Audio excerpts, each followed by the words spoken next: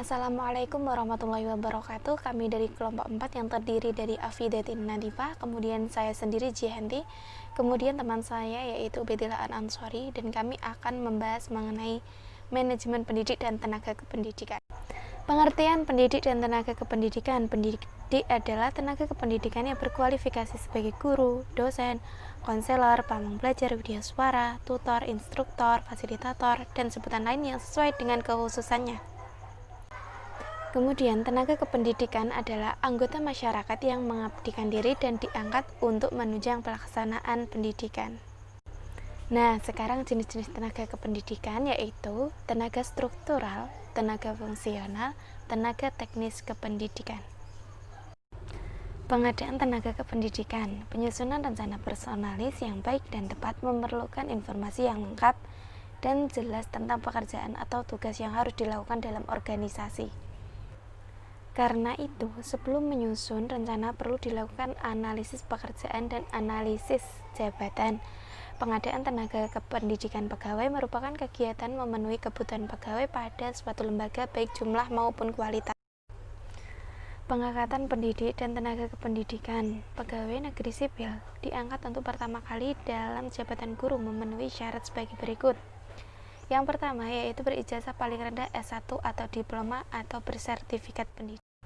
Kemudian pangkat paling rendah penata muda, terus memiliki kinerja yang baik yang dinilai dalam masa program induksi. Yang terakhir yaitu setiap unsur penilaian pelaksanaan pekerjaan dalam daftar penilaian pelaksanaan pekerjaan paling kurang bernilai baik dalam 1 tahun terakhir.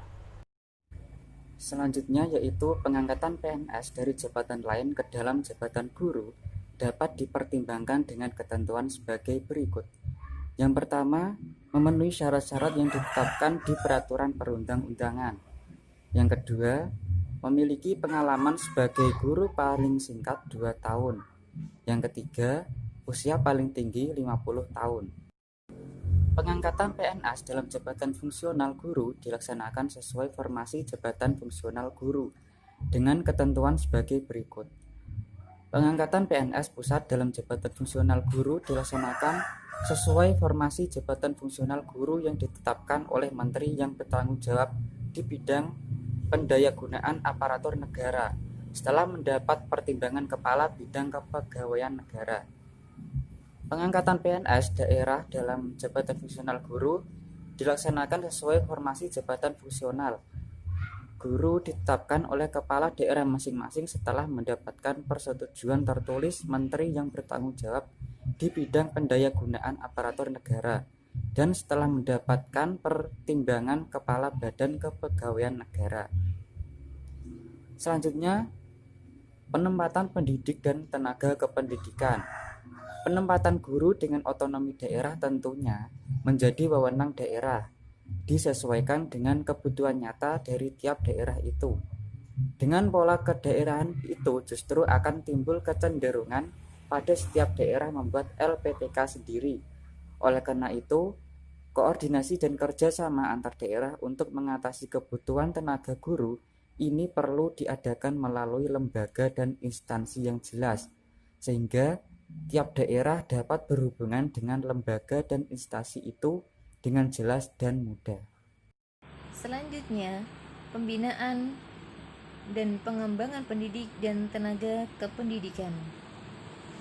Pembinaan dilakukan dalam upaya mengelola dan mengendalikan pegawai selama pelaksanaan kerja di lembaga atau di sekolah tersebut.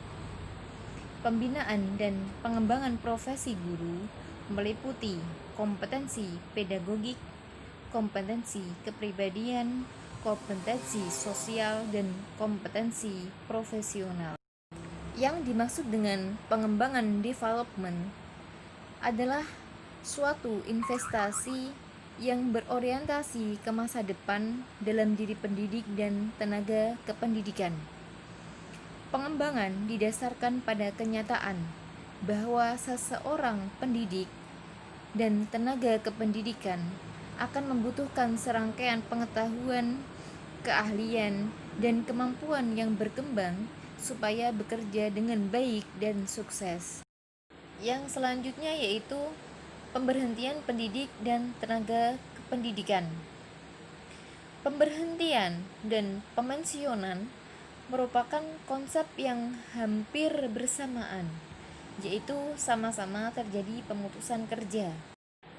Pemberhentian atau pemensionan pegawai negeri sipil sudah diatur dalam Peraturan Pemerintah Nomor 32 Tahun 1979.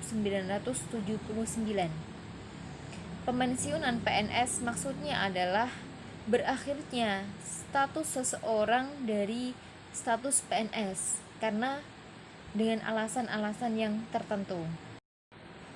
Pemberhentian PNS dapat terjadi karena alasan-alasan tertentu, yaitu dengan permintaan sendiri atau mencapai batas usia pensiun atau adanya penyederhanaan organisasi, tidak cakap jasmani atau rohani, meninggal dunia, hilang, dan lain-lain. Sekian dari kami kelompok 4, kurang lebihnya kami mohon maaf. Wassalamualaikum warahmatullahi wabarakatuh.